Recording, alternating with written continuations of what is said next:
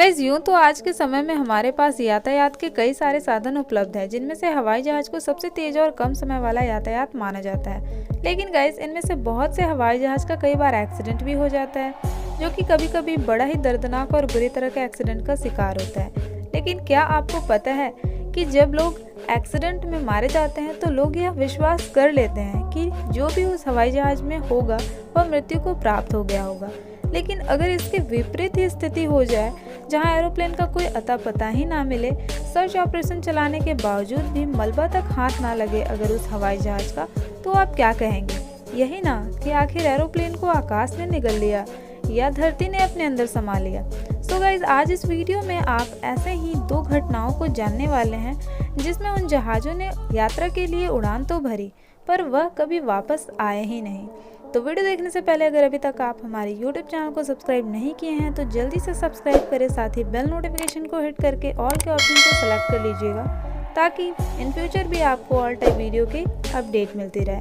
तो guys, welcome to my channel mysterious GK. मैं आपकी दोस्त मधु आज दो ऐसे रहस्यमयी जहाज़ों की घटनाओं के बारे में बताने वाली हूँ, जिसे देखने और सुनने के बाद शायद आपको इस इंसिडेंट पर भी भरोसा ना हो।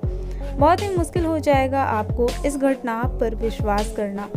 गाइस, स्टोरी शुरू होती है 1989 की इस घटना से, जब 14 सितंबर 1954 को पश्चिमी जर्मनी के आचीन से सैंटियागो एयरलाइंस की एक जहाज 513 ने उड़ान भरी थी। वहीं 18 घंटे बाद इस फ्लाइट को ब्राज़ील के पोर्टो एलेग्रे एयरपोर्ट पर उतरना था। लेकिन इस दौरान कुछ ऐसा हुआ जिसने दुनिया भर के एयरलाइंस को हिलाकर रख दिया। दरअसल यह विमान ब्राज़ील पहुंचने से पहले जब अटलांटिक महासागर के ऊपर से होकर गुजर रहा था कि तभी अचानक से ही कंट्रोल रूम से इस हवाई जहाज का संपर्क टूट जाता है और अटलांटिक महासागर के ऊपर से उड़ान के दौरान यह विमान गायब हो जाता है। उस समय विमान अधिकारियों का मानना था कि महासागर के ऊपर खराब मौसम की वजह से विमान दुर्घटनाग्रस्त हो गया होगा। इस घटना के बाद शुरू हुई सैंटियागो फ्लाइट 513 की खोज। हवाई जहाज को खोजने के लिए दुनिया के सबसे बेहतरीन खोजी टीम को बुलाया गया, लेकिन कई सालों के खोज के बावजूद भी ना तो हवाई जहाज का कोई मलबा हाथ लगा और ना ही उनमें सवार हुए लोगों की कोई सुराग मिली। और यही कारण है कि यात्री समेत उस हवाई जहाज के गायब होने के 2 साल बाद 1956 में सैंटियागो एयरलाइंस को बंद करवा दिया गया। आखिर इतने सालों की लगातार की गई खोज के बाद भी खोजकर्ता को कोई सबूत हाथ नहीं लगा, जिसके बाद इस सर्च ऑपरेशन को भी बंद करवा दिया गया और लोगों ने इस घटना को धीरे धीरे भुला दिया, क्योंकि इस घटना को बीते दशकों हो गए थे। इस फ्लाइट को गायब हुए पूरे 35 साल बीत चुके थे, लेकिन 35 साल बाद सैंटियागो एयरलाइंस से उड़ान भरने वाला उस विमान को अभी नीचे आना बाकी था। 3.5 दशक बाद 12 अक्टूबर 1989 को ब्राज़ील में पोर्टो एलेग्रे एयरपोर्ट पर एक अनजान हवाई जहाज को देखा गया। वहां की एयर ट्रैफिक कंट्रोलर ने पायलट से संपर्क करने की कोशिश की, लेकिन कोई जवाब नहीं मिला। देखते ही देखते विमान एयरपोर्ट के नज़दीक आता ही जा रहा था, जिससे वहां के एयर ट्रैफिक बिल्डिंग में हलचल सी मच गई थी कि आखिर ये विमान आ कहां से रहा है। जब तक कि एयरपोर्ट के कर्मचारी कुछ समझ पाते कि उससे पहले 35 साल पहले उड़ान भरे उस फ्लाइट ने वहां के रनवे पर लैंड किया। विमान बिल्कुल ठीक ठाक थी और उसका इंजन लैंडिंग के बाद भी बंद नहीं हुआ और एक अनजान विमान बिना अधिकारी के परमिशन के एयरपोर्ट पर उतर चुका था। एयरपोर्ट पर तैनात हुए कर्मचारी हैरान थे। कुछ देर बाद एयरपोर्ट के कर्मचारी बड़े ही सावधानी से प्लेन के पास गए और बाहर से उस प्लेन का दरवाज़ा खोले।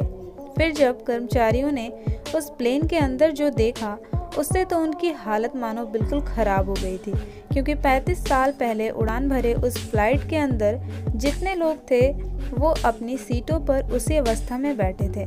पर दुख तो इस बात का है कि उन यात्रियों का सिर्फ कंकाल था उस फ्लाइट में।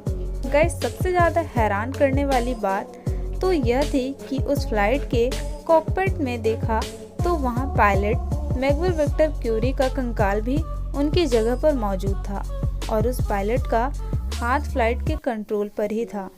हवाई जहाज का इंजन थोड़ी देर बाद खुद ही बंद हो गया, पर पूरी दुनिया इस घटना के बाद से काफ़ी परेशान थी कि आखिर 35 साल पहले उड़ान भरा यह फ्लाइट इतने सालों तक कहाँ था और यह आया कहाँ से। बिल्कुल सेम ऐसे ही घटना घटी थी वेनेजुएला के काराकास एयरपोर्ट पर। यह घटना 1992 की है, जब एक चार्टर्ड प्लेन BC-4 वेनेजुएला के काराकास एयरपोर्ट पर 97 लोगों के साथ लैंड करता है। गाइस, चौंकाने वाली बात तो यह है कि यह फ्लाइट 37 सालों पहले मियामी की एयरपोर्ट से उड़ान भरा था और रास्ते में कहीं गायब हो गया था, जिसमें सारे यात्री बिल्कुल सही सलामत भी थे। गाइस, आपको ये सब एक कहानी जैसा लग रहा होगा, पर इस घटना के पुख्ता सबूत वेनेजुएला के सरकार के पास आज भी सुरक्षित है। एयर ट्रैफिक कंट्रोलर और पायलट के बीच बातचीत सुनने से यही पता लग रहा था कि जहाज में बैठे सभी यात्री और पायलट को यह लग रहा था कि वह साल 1955 में है और उनकी फ्लाइट फ्लोरिडा में लैंड कर रही है, लेकिन ऐसा नहीं था। अभी तक लोगों को ये समझ ही नहीं आ रहा था कि वो लोग इतने समय से कहाँ थे। ग्राउंड क्रू पर मौजूद सभी कर्मचारी उस फ्लाइट को देखकर ये सोच रहे थे कि आखिर ये हो क्या रहा। वहीं कंट्रोल रूम में मौजूद कर्मचारी इस हवाई जहाज को अपने रडार पर पहचान भी नहीं कर पा रहे थे। जैसे ही कंट्रोल रूम से कर्मचारी ने पायलट से उसका नाम पूछा तो सामने से आवाज़ आती है। वह पायलट एक डर भरी आवाज़ में पूछता है कि हम कहाँ पर हैं, और वह पायलट काफ़ी डरा और परेशान था। उसके बाद पायलट ने कर्मचारी को जवाब देते हुए कहा कि इस चार्टर्ड प्लेन में पायलट सहित 97 मेंबर्स हैं जो न्यूयॉर्क से मियामी की ओर जा रहे हैं। गाइस, ये सारी बातें सुनने के बाद कंट्रोल रूम में तो मानो सन्नाटा छा गया। कंट्रोल रूम ने जहाज को उस एयरपोर्ट पर उतरने की अनुमति दे दी थी, जिसके बाद वह प्लेन वहां पर लैंड हो जाती है। जहाज में बैठे पायलट आपस में एक दूसरे से वहां के प्लेन के बारे में बात कर रहे होते हैं कि यह क्या चीज़ है। तभी कंट्रोल रूम से उन्हें बताया जाता है कि यह वेनेजुएला का काराकास एयरपोर्ट है और आज 21 मई 1992 है। तभी पायलट चौंकता हुआ कहता है, ओह माय गॉड। वह इतना डरा हुआ होता है कि मानो उसने कुछ बहुत ही अजीब सी चीज़ को देख लिया। पर ट्रैफिक कंट्रोलर और डॉक्टर्स ने उन लोगों को शांत किया और कहा कि हम आपकी मदद करेंगे। तभी उन्होंने कहा कि नहीं, हम जा रहे हैं, और फिर वह फ्लाइट वहां से उड़ान भरी और बादलों में गायब हो गया। दोस्तों, उड़ान भरने से पहले ग्राउंड क्रू वाले कर्मचारियों ने अंदर बैठे लोगों को भी देखा तो वह सभी बहुत डरे हुए थे, और उड़ान भरने के दौरान उस फ्लाइट से एक डेट बुक भी गिरा जो कि साल 1955 की थी। वहाँ की सरकार ने उस डेट बुक को जांच के लिए रख लिया और उन दोनों एयरलाइंस वाले कंपनियों ने इस बात को मीडिया में आने नहीं दिया, क्योंकि उनका ऐसा मानना था कि इन बातों को अगर लोगों ने जान लिया तो शायद हवाई जहाज से यात्रा करने से उन्हें डर लगने लगेगा। गाइस, उन दोनों फ्लाइट्स के साथ क्या हुआ था यह बता पाना तो मुश्किल है, और यह वैज्ञानिकों के लिए एक रहस्य आज भी बना हुआ है। हालांकि इन बातों को सरकार ने कई सालों तक लोगों से छुपाए रखा था।